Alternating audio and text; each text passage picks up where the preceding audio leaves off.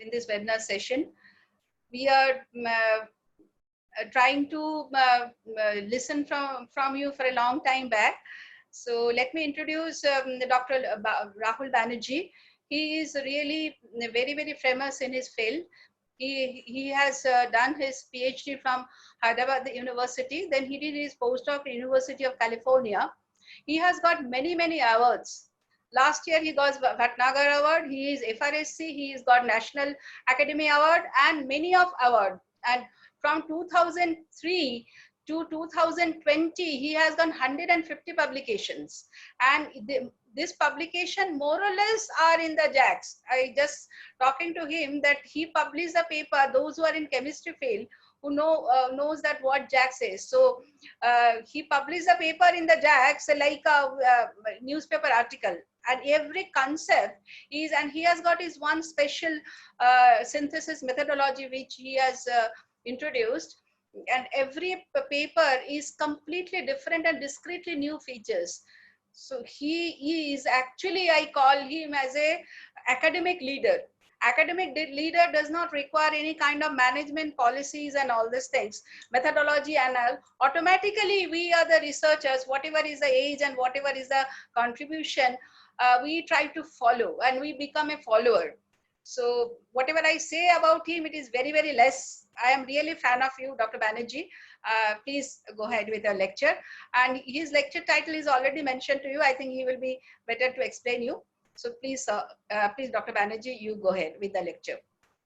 Okay, thank you very much, Dr. Basu, for this very kind introduction. I shall share the screen now. And okay, so on the very outset, I would like to thank the Amity University and Dr. Basu for her kind introduction. And of course, my sincere gratitude for giving me this opportunity and giving me this platform. It would have been really nice to interact with all the Amity University students in person. Unfortunately, I couldn't do that. I mean, we are unable to do that. So, I mean, during this time.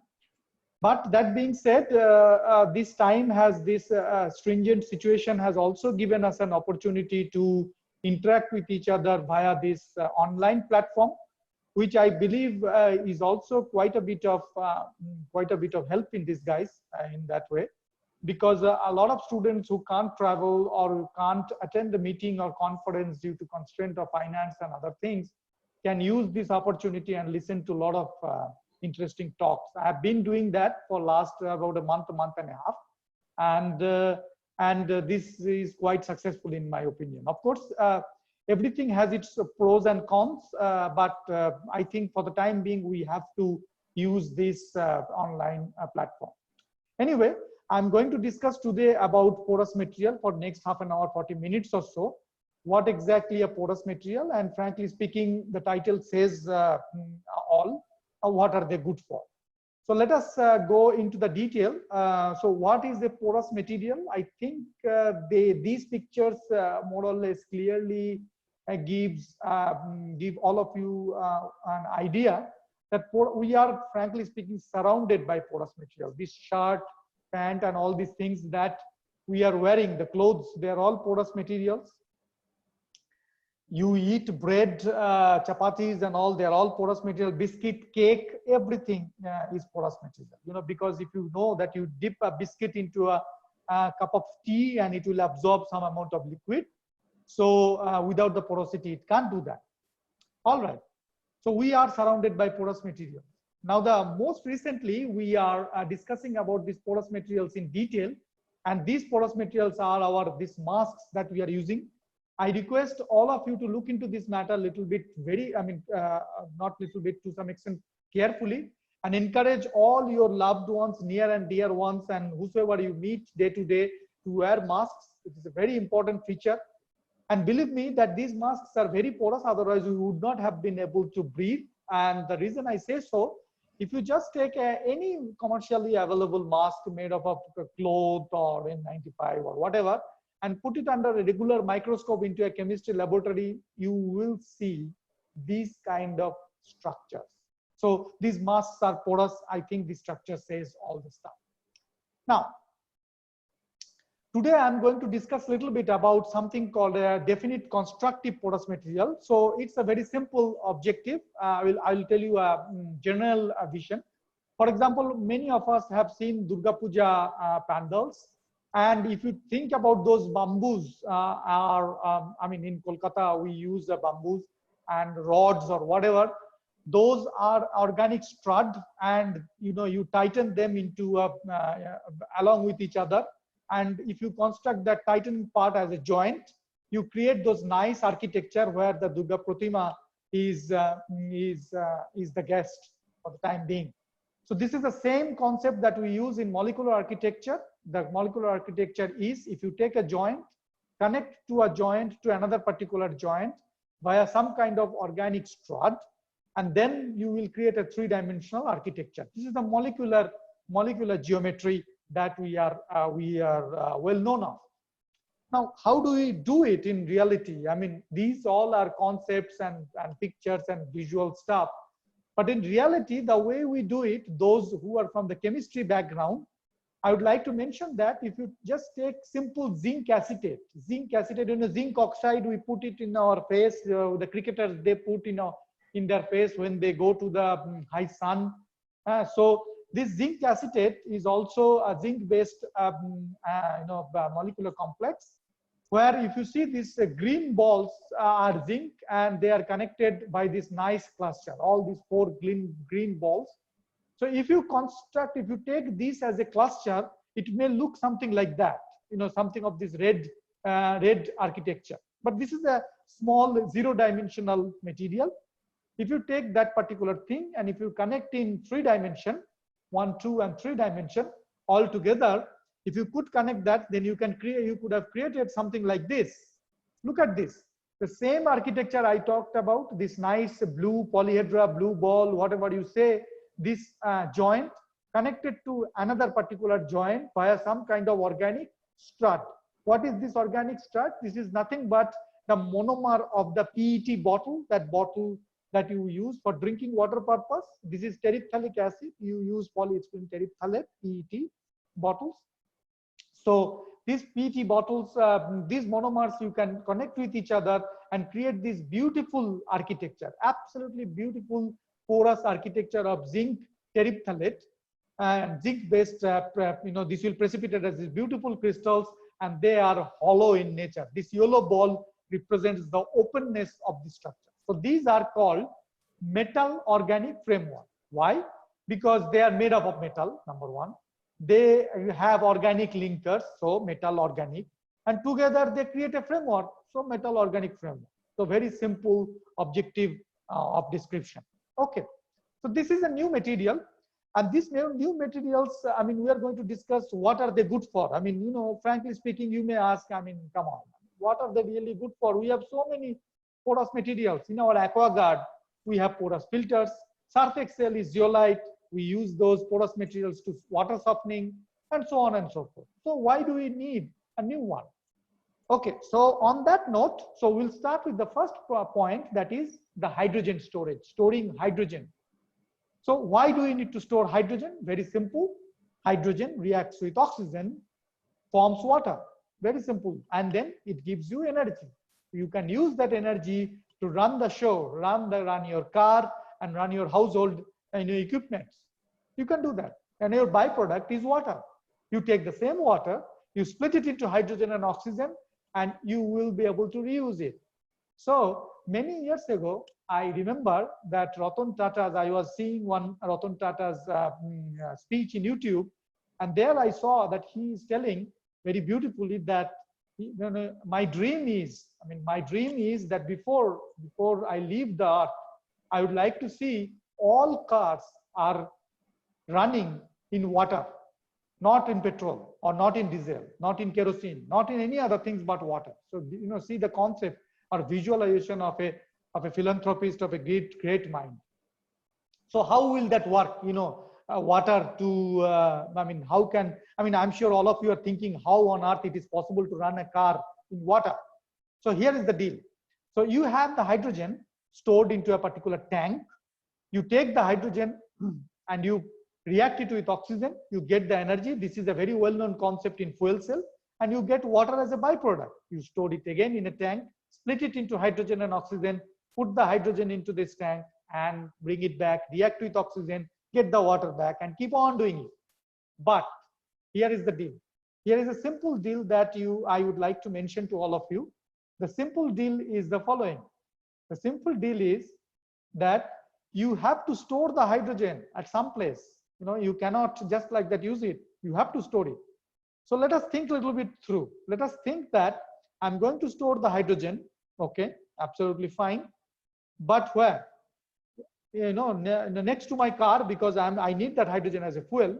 So let us think from here to airport. Kolkata airport is around 75 kilometers, maybe a little bit more. So let's say 75 kilometers. So if I have to go to Kolkata and come back 150 kilometers, give and take, I need 1 kg of hydrogen to do that job, to go to Kolkata and come back. Okay, hydrogen being the lowest element, lowest density, it has a strong covalent bond, and this has a huge volume. So I will need a balloon of 1 meter diameter, 1 meter diameter to store 1 kilogram of hydrogen. So you can imagine today we don't have a parking space. How on earth we are going to have a balloon attached with our car? So which is not feasible. So if that is the case, we need to compress. We need to compress this hydrogen gas into a smaller confinement. That is difficult. Why? Because think about it a little bit more. We use cooking gas or cooking gas in our household. How do they come? They come to our house into a cylinder, and inside the cylinder they are liquid. When we release the valve, we use them as a gas. So similarly, if we want to liquefy a gas, you have to pressurize. You don't want to do that. If you have to pressurize too much, like what you are going to do for hydrogen, it needs a tremendous amount of pressure because of its very low density, because it is the first element of the periodic table. So if that needs a tremendous amount of pressure, and that is not feasible, that is not industrially viable. So the scientists, they use a different concept. The same concept, what we do use to dip a biscuit into tea. When we dip a biscuit into, in a cup of tea, we will see that it will soak some amount of water, some amount of tea, and which we can lift it, and we can actually lift the tea, that liquid, we can lift it and we can put it in our mouth because it is absorbed. The same concept we are going to use in the hydrogen storage, exactly same concept. So we are going to absorb that hydrogen into a smaller confinement into an adsorbent. Okay, so these are the adsorbents that we are talking about: activated charcoal, metal hydride, calthrates, polymer, and so on and so forth, and these metal organic framework that we are talking about. Okay, so these are the adsorbents that we will absorb these gas molecules. How? I'm going to come back to about that point in a minute, how they are going to do that. Okay, I have already said that you can really use water and make hydrogen and oxygen, use the hydrogen in fuel cell, and then convert it back to water. So I've said that. So this is an important aspect. The challenge for the future, challenge for hydrogen storage is very, very important. And I think all of you, I encourage those who are watching this presentation to look into this matter in more detail. Now, coming back to the rational objective, hydrogen storage. We do store hydrogen. It is nothing big deal. I use hydrogen in my laboratory. We do hydrogen in many other industrial purpose. So we do use hydrogen. How do we use? We use hydrogen cylinder. So if I have to use a hydrogen cylinder, then basically laboratory scale hydrogen cylinder, then basically I'm going to purge that hydrogen into the car. I'm going to drive it. I will go say 50 meters, 100 meters, done. Cannot go further. Cannot go further. Cylinder exhausted. Need new cylinder. And then 100 meters, new cylinder, and so on and so forth. So this is not going to work. This is not going to work because we cannot keep on changing cylinders every 100 meters. Second way is liquid hydrogen. Now, of course, we do use liquid hydrogen quite a few of cases. I'll tell you why. We use liquid hydrogen because it has a very high volume density. You have liquefied it, but it is extremely expensive, and we only use it in very specific cases like the space application. This red color thingy which gets detached when the spacecraft is in the sky, that is the thing where we have the liquid hydrogen, which when you burn gives this tremendous thrust so that these spacecraft can achieve the escape velocity. So these are the ways we do it. We also do use solid adsorbents, and I'm going to talk about the solid adsorbents today. So this is a very challenging thing, cost and performance. So solid materials for hydrogen storage. Many different solid materials can do a very fantastic job. Let's say metal hydride. They can achieve a tremendous amount of hydrogen storage. I will give you the parameters that Department of Energy has presented to all the scientists and told that please try to achieve it by 2010. This is 2020, we couldn't achieve it yet. So you can imagine how difficult this job is. So for example, I'll tell you about metal hydride, sodium borohydride, lithium aluminum hydride. We heard about it. Those who work on chemistry, they all heard about it. Even those who studied physics and chemistry as a past subject and other things. I don't know about today's, but when I was a graduate, we used to study chemistry and physics and mathematics as past subjects. So there we have all heard about sodium borohydride and lithium aluminum hydride. So they absorb hydrogen very well, but they don't dissolve. So when you need the hydrogen, you cannot get it because they have absorbed it. So you need a material where the hydrogen will come in, sit, and you will utilize it, you will transport it, and then you release the hydrogen as and when you need. Exactly like the gas cylinder. Just release the valve and we get the stuff out. So here is the target. I will not go into too much of nitty-gritty. The target is in one cylinder, if you are using solid adsorbents, let's say 100 gram solid adsorbent, you absorb using that solid adsorbent 6 gram of hydrogen. That's good enough. That is good enough. That more than that is not required. That's it. This should work in minus 30 degrees centigrade temperature, also in plus 50 degrees centigrade temperature. So this is very important. You cannot have a pressure more than 100 bar. So all the CNG cars that you see in Delhi, New Delhi region, those are run in 200 bar pressure, 200 bar. Okay. So that's why often you will see one car, roadside, you will see that one car is burning. So more than 100 bar is dangerous. You cannot, you should not go for it. And of course, cost and other things I'm not going into.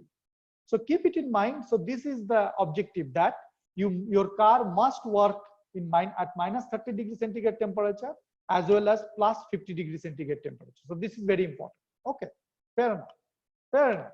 Now coming back to it. So here is the most challenging part of the metal organic framework. So the challenging part is, though you can make this metal organic framework very easily like this is the way the metal organic framework looks like, and these are the hydrogens that has been absorbed in metal organic framework. They do a very good job. They do a very good job, and they can, as I told you, achieve all these parameters. They can achieve all these parameters, okay, except one. I will come back to that parameter in a minute, which parameter they cannot achieve. Okay, so these hydrogen molecules are absorbed. Now I'm going to show you a simple video which we made for BASF when I was a postdoc, and this is available in YouTube. It is available. This was for the Discovery Channel. So you can see that this particular MOF material, if you look at it in a very, very close proximity, zoom it up, this is the way they look like. This is a very crystalline architecture. As you can see, the pores are nicely visible. Expose it to hydrogen or any other gas, they will suck it like a sponge. They will just suck it like a sponge and hold that gas molecule inside their architecture or inside their framework. So this is the beauty. This is the beauty of this particular material, absolute beauty of this material. And that's why these materials have become so very, useful or so very, academically and industrially relevant these days. So this is a real example. Those are all movies and whatnot. So you see, this is a MOF pellets. Fill it into an empty canister. purge methane. This is a methane gas, not hydrogen. Purge methane gas, and you will see that this is an empty canister. This is an empty canister which can take up to a certain amount of methane with respect to pressure. But this is that canister which is full of this solid. Full of this solid can take more amount of gas. So obvious question that you may ask is that, okay, what is the, how is it possible that canister or the cylinder is now full with the solid? How can it absorb this much of gas, because it is anyway full, right? So the way it happens is the following. Let's see. This is the empty canister. Okay, these are the gas molecules. They are attached to the surface of the empty canister, because you know that for a Brownian motion, you need to have an anchoring point where the gas molecules will interact. The central part is completely empty. Now, if we say that, okay, I don't want the empty garbage, I want to absorb more gas. Okay, all right. So you enhance the size of these or make some intrusion or some edges inside, and then more gas molecules will sit over there. Fair enough, no problem. And if we take these gas molecules out, and put them one after another, they may cover a surface of 1 meter by 1 meter. So that is the surface area that is called 1 meter square. Similarly, if you take, let's say, sand, that you will get more, you will kill the empty space, you will get more amount of space over there, or more amount of surface. And let's say, once again, gas molecules will sit on the surface and it will cover. Okay, fine. If you have, let's say, about 1 gram of this such sand, and if, let's say, it takes about 10 meter by 10 meter space, these gas molecules, so you can say this is, in that way, 10 meters square, 100 meters square per gram. So this is the surface area measurement. Okay. Similarly, if you take the MOF molecules now, not only they will absorb on the surface, but also in the inner part, or the inner cavity, or the, like I showed in a previous video. So it will absorb in the inner cavity, and then this particular case, if you take it out, it will be 100 by 100, which means 10,000 meters square per gram. You can imagine 10,000 meters square per gram. Think how big is, let's say, Delhi airport. Just think about it. How big is Delhi airport? Just take a measurement, and you will see 10,000 meters square per gram. 1 gram of this material can have this much surface area. So this is really beautiful. And not only that, these measurements we do using nitrogen adsorption isotherm. It's a very simple way to do it. You use Boyle's law, like P1 V1 equals to P2 V2. So initial pressure, initial volume. When you dose an amount of particular volume of gas, there will be a pressure, there will be a pressure drop. So the pressure drop, you measure the pressure drop, and what will be the resulting drop in volume. So it's a very easy way to measure how much amount of gas will be absorbed. It's a very simple thing. It's a more of a technique. Like, for example, I will tell you, suppose if I tell you that, please tell, in your auditorium, you don't know how many seats are there. Suppose if I tell you that, please tell me how many seats are there. You don't know. So how do we find out? So what you could do is you could ask all your friends to come in and ask them to go inside one by one, and you keep on counting. At a certain point, you will see one person will come out and you will say there are no chairs there. Where am I going to sit? Then you know that many seats are there. It's a very simple way to deal with it. Okay. So this is the way you do the nitrogen adsorption isotherm. You dose it. At a certain point, it cannot absorb more. So that is the surface area. That is the way you do the measurement. Okay. So coming back to this MOF material, once again, please keep it in mind that I have not said, I have mentioned that they are good for everything but except one. I'll tell you what is that. But before that, these are some of the traditional materials, and these are some of the MOF materials that we have been using, for the time being. Look at this, beauty. Not only you can make a MOF material of some, modest surface area, you can also make MOF materials of your 10,000 meters square, just like that I told you, surface area. So you can have a variety of MOF for a variety of purpose. I mean, which is unbelievable.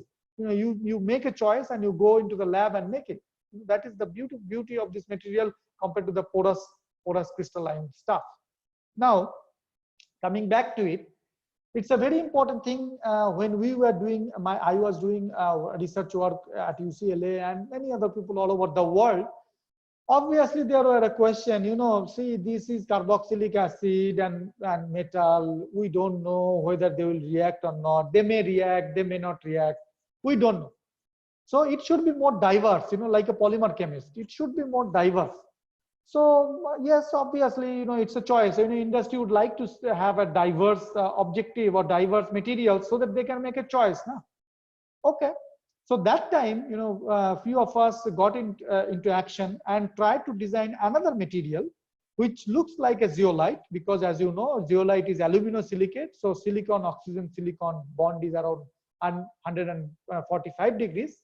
So similarly, we took a imidazolate, reacted with a metal and formed a metal imidazolate. It's a very simple thing. There is no carboxylate or oxygen or whatever.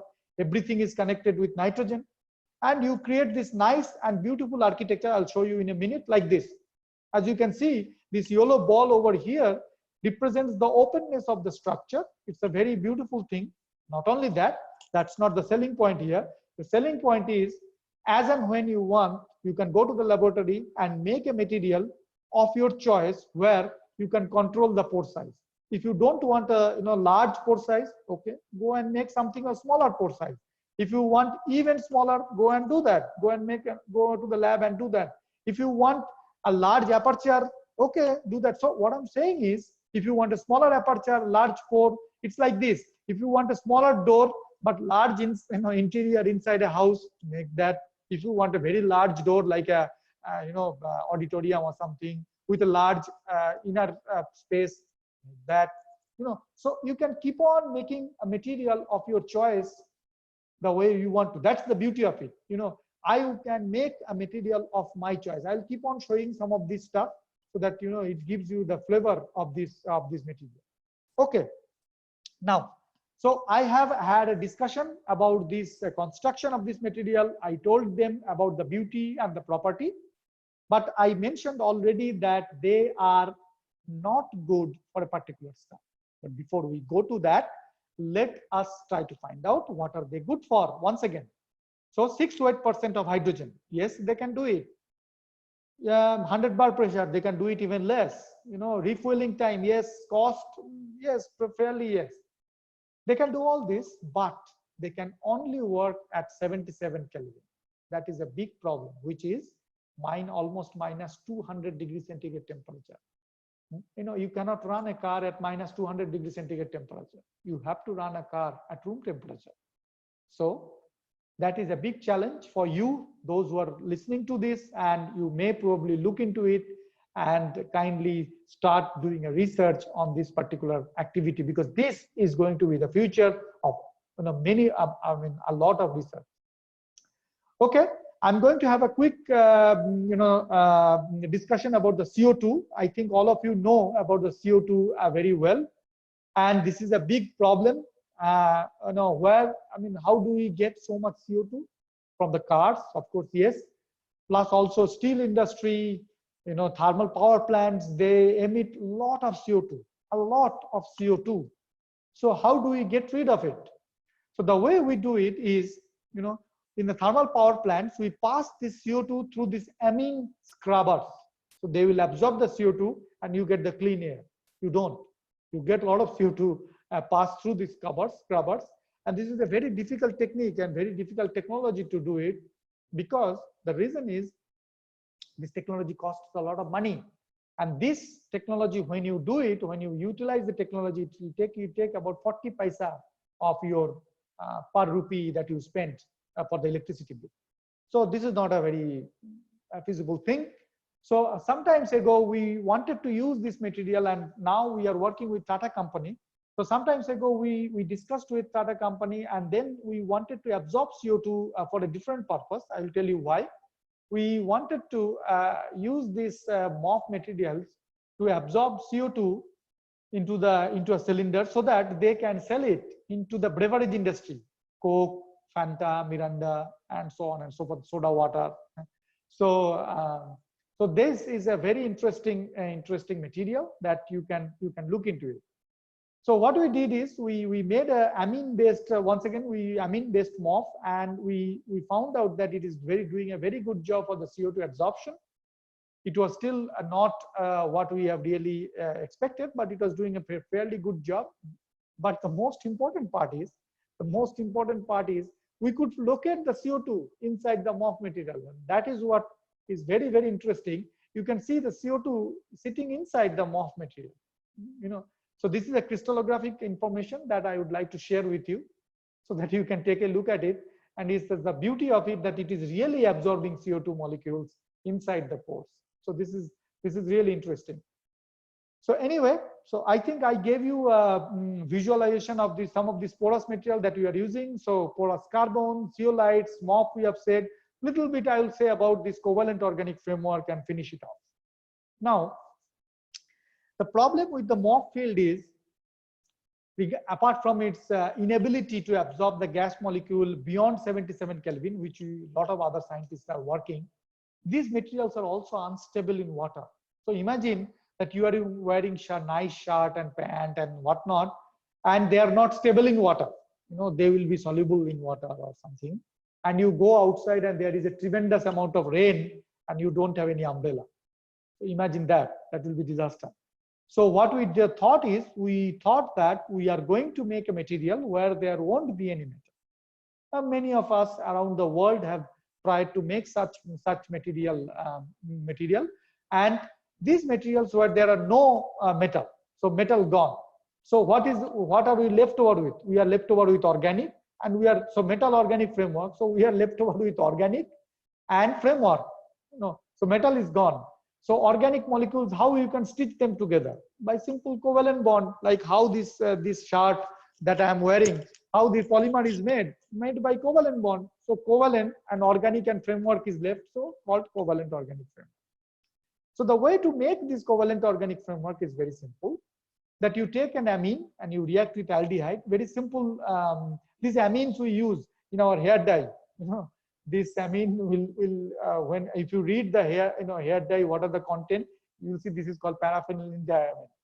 So this hair dye we use, and you react with an aldehyde, and you form this nice graphitic type of architecture like this. As you can see, they have beautiful pores, and these materials precipitate. And you will get this nice powder structure. Okay. So many different ways you can make these covalent organic frameworks. I shall not go into too much of detail. I will refrain from looking into it. Many different ways you can make it. So the problem, when we started working on it, we figured out that we wanted to make a material which is more stable than metal organic framework. We figured out a material, and we made a material which is less stable than metal organic. So we wanted to do something great. We made something worse. Okay, which is not good. So then we worked on it, and we looked into it, and we found out that as soon as you take this porous material that we made in our laboratory, put in presence of water, they are dead. They're gone. Nothing is there. Only some liquidous gelatinous stuff you see, which is good for nothing. Okay, so we found out that, all right, so we need to figure out a way. I will refrain from going into it because it will be too much of nitty-gritties of chemistry, but what I want to show you is that we made a material, we really made a material using a combination of ketoenol tautomerism and and we made a particular material which is very stable. What I want to show you is the result. This is the result. We treated this material in boiling water for 1 week. Boiling water 1 week. You put your hand in boiling water for 1 minute, then you will see the condition of your hand. Acid, 9 normal hydrochloric acid, 1 week, nothing, no problem whatsoever, absolutely no problem. And why is that? I don't want to go into too much of nitty-gritty, but I want to show it to you that if you look at the structure, those who are chemists, you will see not a single bond, not a particular bond over here are not a single bond that you will see over here are hydrolyzable by any acid or water. Not a single bond. Carbon-carbon double bond is very stable. Many of these polymers are made by carbon-carbon bond. This bakelite is made from carbon-carbon bond. Single bond, carbon-carbon single bond also is very stable.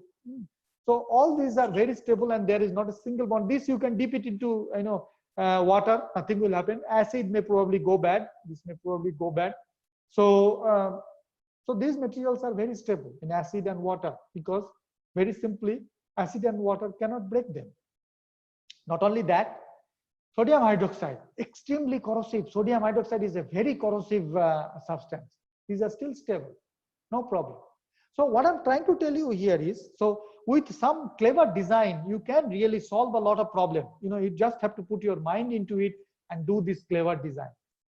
So we went into our drawing board. We thought that, okay, now we can, since we can take care of this nice framework materials, let's try to make them in a nice way, in bulk, because industry needs everything in bulk. We wanted to make them in bulk. We reacted A and B. We want this nice crystalline structure. We got this complete amorphous garbage, good for nothing. Why? Because please understand that these materials are not going to align with each other the way we want to do that. These materials are not going to align with each other. Now keeping that in perspective, what we have found out is that they just randomly react and completely gone. Okay, so in order to achieve that thermodynamic substance, that is the crystalline stuff, we had to really go through a lot, which is really not advisable to anybody. That is called freeze, pump, thaw. I don't want to discuss too much about that. So we did that, and then eventually we could make these COF materials in milligram scale, just milligram scale. I mean unbelievable. After so much of effort, only milligram scale. Who would be really interested into it? Think about it. Who would be really interested? No one. So that time I visited a lot of industry. This is the Tata industry, and I found out that really, if I have to use this material in this bulk volume, look at this pipe. I mean, if I have to sequester CO2 or purify water in this pipe, I need to make this material in bulk. So that gave us the motivation, and we decided to do a fast and rapid synthesis of this material. Fast and rapid synthesis. How? The way we wanted to do is the following: that I am going to react this A and B, and I'm only going to get this. I don't want this. I have to avoid. Whatever way I can, I must avoid it. So how we achieved it? We just achieved it by using a simple delay technique. What is that? So instead of this reaction between the amine and the aldehyde, what we did is we reacted the amine with acid. Fine, fantastic. Amine and acid. Okay. Then this amine and acid reaction forms a salt. It will precipitate. Okay, fine. And then after that, this amine and acid reaction. So this salt, I am going to react the salt with the aldehyde, then in that particular case, this aldehyde cannot react with the salt or cannot react with this particular amine directly. It has to first break the salt. Now there are a lot of hydrogen bonding in the salt structure, so it has to break those hydrogen bonding, free the amine, and then only it can react. So that's why it will give me a slight amount of delay, and that will do my job. And that is when these nice structures will form very simply and very easily. With this acid trapped inside the pore, I wash it with water, then I will get the acid, I will reuse it. So this is the way we have done it. Once again, not going into too much of chemistry nitty-gritties. So, but what I want to show you is we could use these materials, and we took few selected acids, and we made this nice, a bunch of different covalent organic frameworks, got a beautiful surface area out of it, almost 3000 or 3500 meters square per gram. And not only that, we could make a lot of different shapes, like cake, pastry that we make, biscuits we make in our house. So like that, these materials also follow the same phenomena, exactly same phenomena. You make a dough, you add the salt like we did over here. You take the salt, you take the organic acid, you react with amine, form a salt, add a little bit of aldehyde, add a little bit of water, make a nice paste out of it, exactly like the bread making, and heat it up. So very simple way to make these nice porous structures. This is to some extent very similar to the terracotta process. Terracotta means baked earth. We have these beautiful terracotta temples in Bishnupur. If anybody is interested to take a look at it, they form these terracotta structures exactly in the same way. Exactly in the same way. Take the mud, add a little bit of water, give it a shape, and then fire it or burn it. So this is the process of this terracotta process. So I'm not going to too much of detail, and take a look at this covalent organic framework. Same principle, same thing. What we did, and we made these nice structures out of these covalent organic frameworks. And these are nothing but these covalent organic frameworks that I'm talking about, and you can give it a lot of different shapes as well. So this was this terracotta process that we have invented, and hopefully it will be taken up into the commercial market. This is nothing but a twin screw extruder, because to make it in batch, this is the same way we make masala in our house or idli paste or whatever. And same way it is a grinder. There is a twin screw. One screw goes clockwise, another screw goes anti-clockwise. You put the stuff in and you make the product. Add a little bit of water, obviously, to add a little bit of water to make the paste free flowing. Okay, and these are the ways you see. These are the nice beads, and you dip it into, I don't know, HCl, DCM, THF, whatever, acetone, chloroform, and then they are completely intact.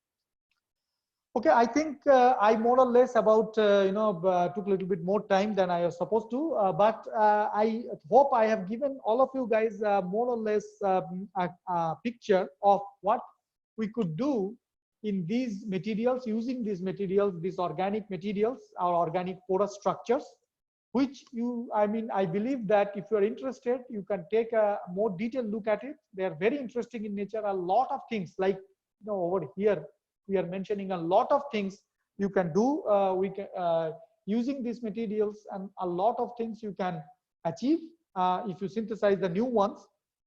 And I would strongly recommend that all of you to look into it. And there are a lot of problems that you can address. For example, hydrogen storage, sensors, sequestration, catalysis, MRI, drug delivery. I name it. And these materials are also finding their usage in some of the oral applications as well.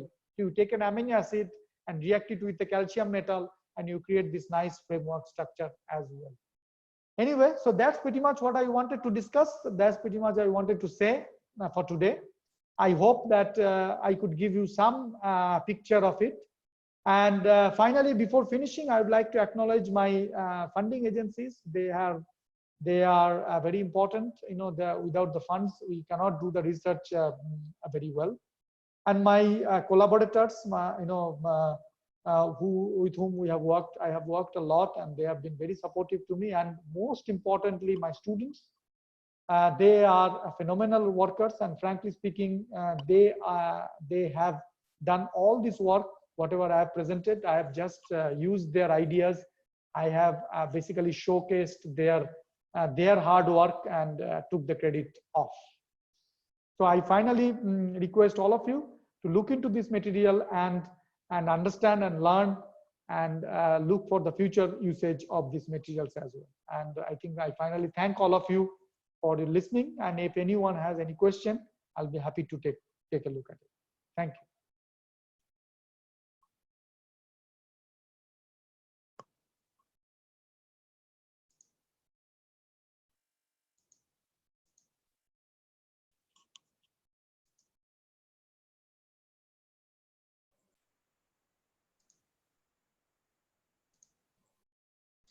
Thank you so much, Dr. Banerjee. It's a really very exciting and informative lectures. First of all, we are working also on metal organic framework, but we are preparing through electrochemical pathway, because our main application concentration is on the sensors, diagnostic sensors. And apart from the diagnostic sensor, we also work on pesticide detection and absorption. So I have some questions that right now you are working with organic framework, covalent organic framework. This is the current trend. And you have shown also that how much stable with respect to chemical stability, they are means amazing. Yes, yes. And but in all the cases you have followed, what I understood from your process, that you have followed basically hydrothermal methodology. You are using some Yes. cylinder, metallic kind of cylinder, but it basically hydrothermal technology, high pressure synthesis. Yes, yes, yes, yes. So you can use the hydrothermal technique, as I have already told. In the initial stages, we were using hydrothermal technique, but hydrothermal technique can achieve you only a small amount of material. Eventually, if you want to make something in kilogram scale or batch scale or even ton scale, if I would like to mention, then then it is really not a proper technique. Then you need to have a batch or flow based technique, and that is where we are using this twin screw extruder. So where you put the reagents on top and then you run the extruder and you get the product. So this is a flow, this is a continuous process. So you keep on adding the reagents and you keep on getting the product. And then you take the product, you wash it with a significant amount of water to remove all the surface adhered, I would say garbage or junk, and you remove those stuff, you get a clean product, and you then process it, heat it up a little bit, remove all the moisture, absorb, etc., etc. You get a nice pure product to present to the industry. So it has to be this much batch process. Hydrothermal process is fine for the laboratory purpose, research purpose. It's no problem. But if you really want to look into a bulk scale production, for example, like this pesticide adsorption and all, if you really want to do a pesticide adsorption, you need to have produce a bulk amount of material. So hydrothermal will have their own issues. That being said, for the initial research, hydrothermal process is pretty good. I mean, you can use it, and we used to use it. And now I don't. Now I don't, and we have completely stopped that hydrothermal usage of the hydrothermal process. I mean, almost completely stopped. We do a little bit of usage in the beginning just to check it, but otherwise, I'm not very big fan of that process for the industrial purpose. You have designed one complete reaction chamber and continuous flow type. Yes, That yes. is your own design? No, or it no, is... no. It's a twin screw extruder. It is commercially available. Polymer chemists are making using this extruder. It's a normal twin screw extruder. Twin screw extruder. Yeah, Okay. very easily available. I used to use available. it in NCL. I used to use it in NCL. There are available in very different sizes, different price, different cost. Refinement, I mean, you get a granular one, you get something. So many different ways. They are very easily available. It's a common twin screw extruder which is used for polymer processing. Very common. Okay. These are after all polymers only. So whatever I am making, it's just a crystalline polymer. If you look into it, they're crystalline polymer. So we use that objective of the crystalline polymer. It's exactly like graphite and diamond that they are also polymer too, but they are not porous. They are neither graphite nor diamond. They don't have microporosity. So these materials do have microporosity. So we use a very simple twin screw.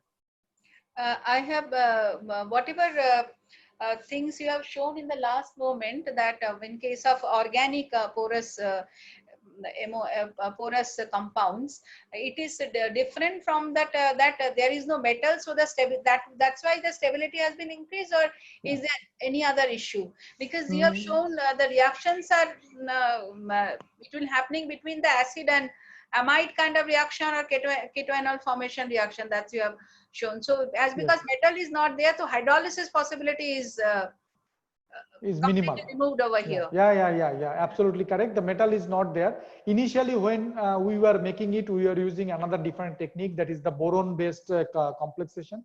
But boron oxygen bonds are very, very labile in water. So as soon as you take any boron based compound and put it into water, they are all gone. So borosilicate glass is very stable though, but that is a different altogether different chemistry. But boron-based compound in general, they are very, very. For example, borax.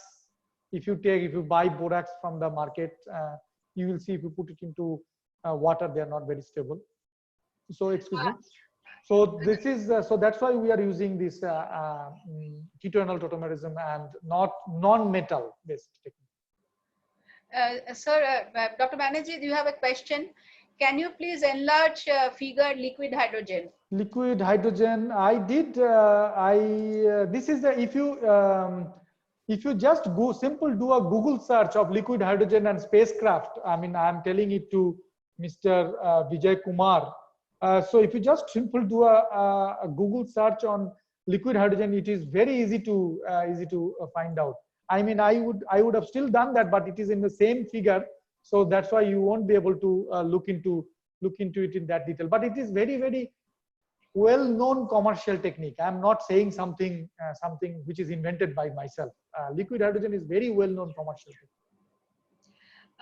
There is another question. How do you produce hydrogen and oxygen electricity? Oh, it is very easy. Hydrogen becomes H plus, and oxygen becomes O2 minus 2, and H plus and O2 minus 2 reacts together, and it forms water, and you get extra 4 electrons.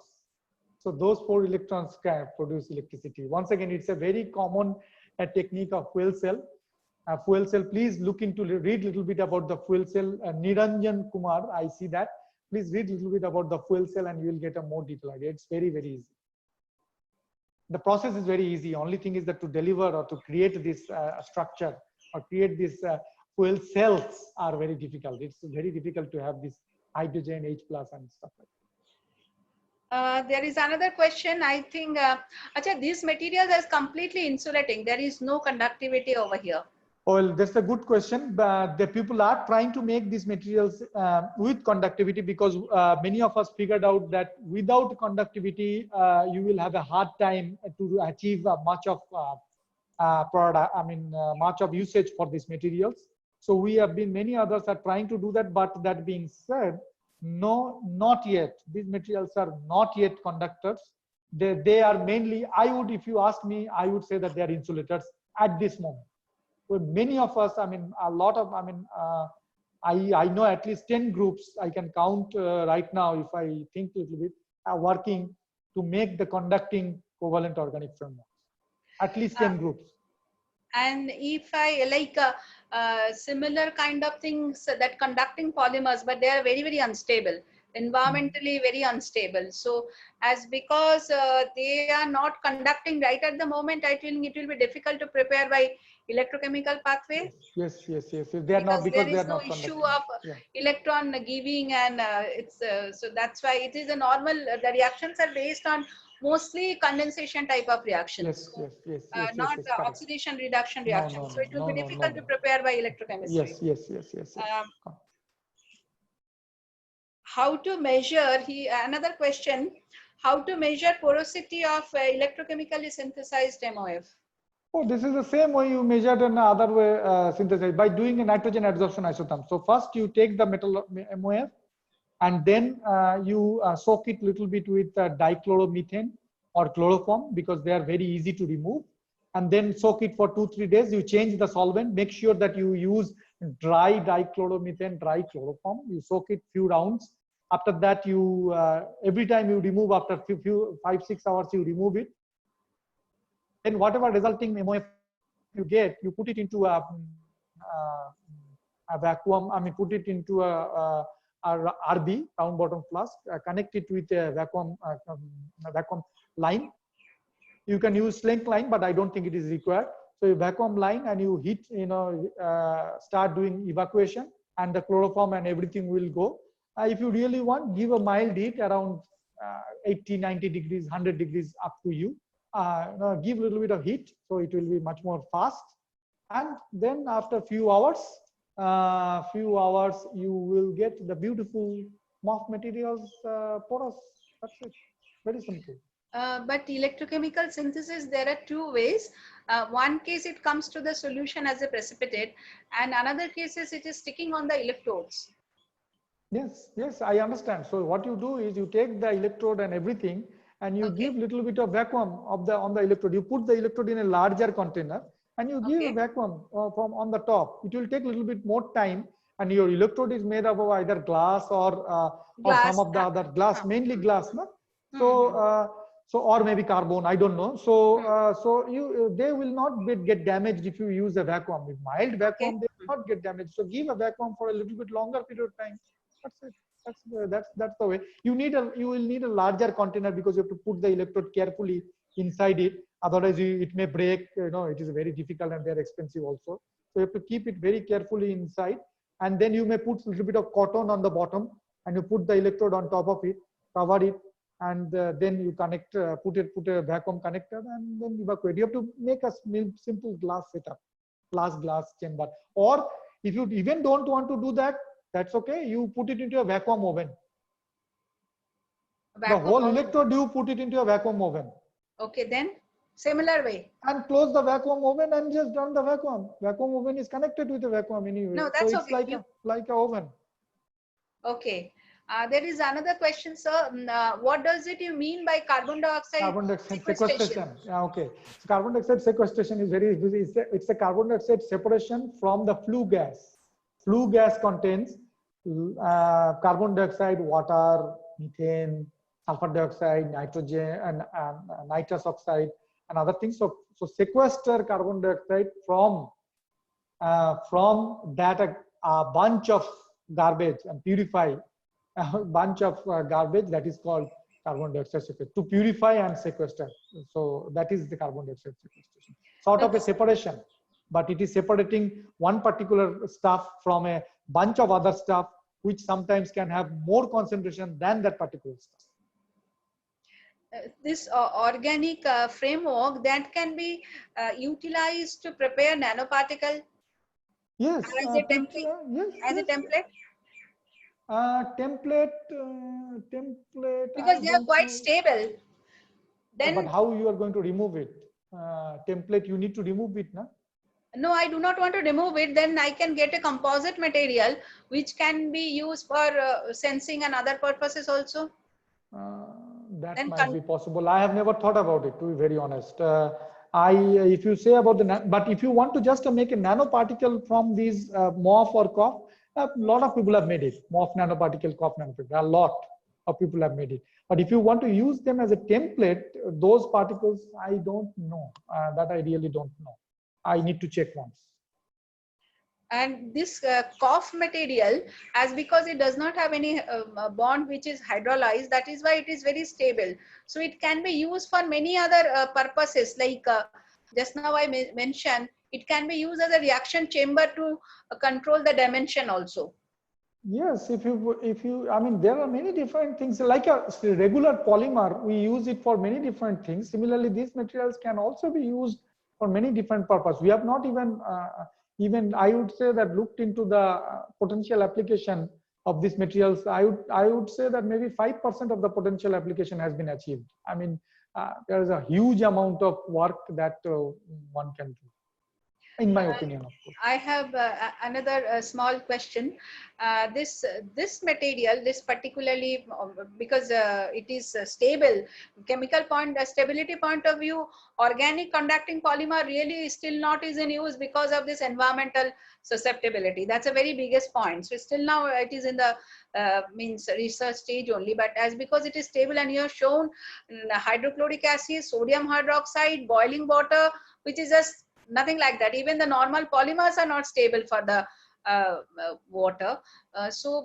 This is one of the biggest thing that you can do it.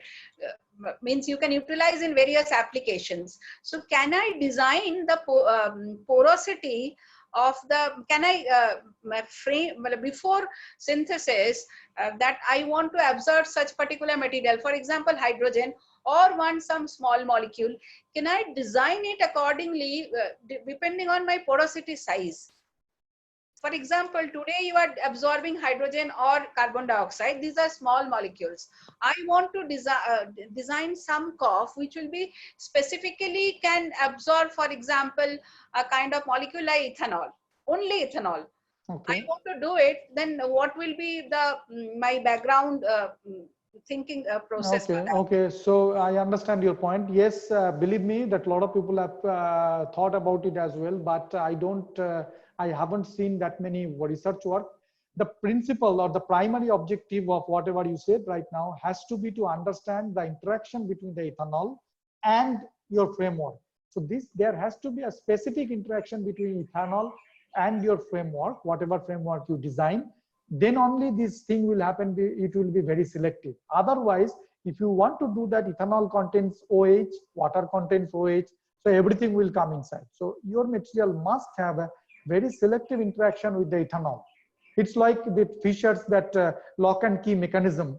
So something like that. So your ethanol molecule must have a particular interaction or particular fit with the framework, where your water molecule should not. So water molecule should just come in and out, go out. But ethanol molecule should come in and get stuck. And that could be the way to do this. So this is the only way, in my opinion, to get that that type of properties that what you are saying right now to achieve. This is not a question, this is a request to you. Can we have some of your materials so that we can study for the application of two main application as a sensing and other as a template? Yes, of course. I can send it to you. I can make some powder samples and send it to you. Or do you want me to make some films?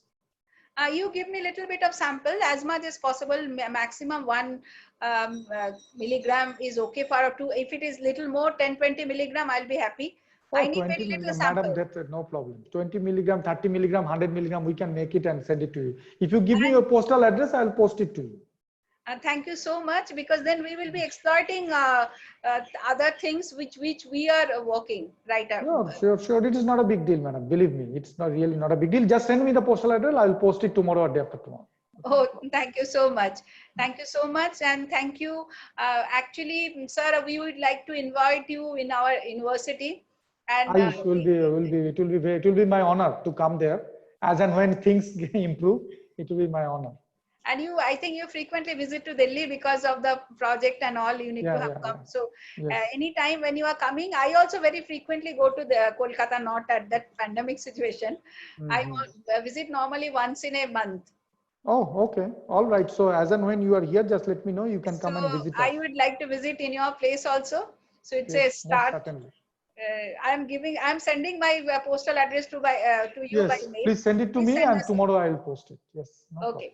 Thank you. Thank you so much. Thank you very much. Thank you all. And thank you, madam, for once again for this kind opportunity. I look forward to seeing you in person in future.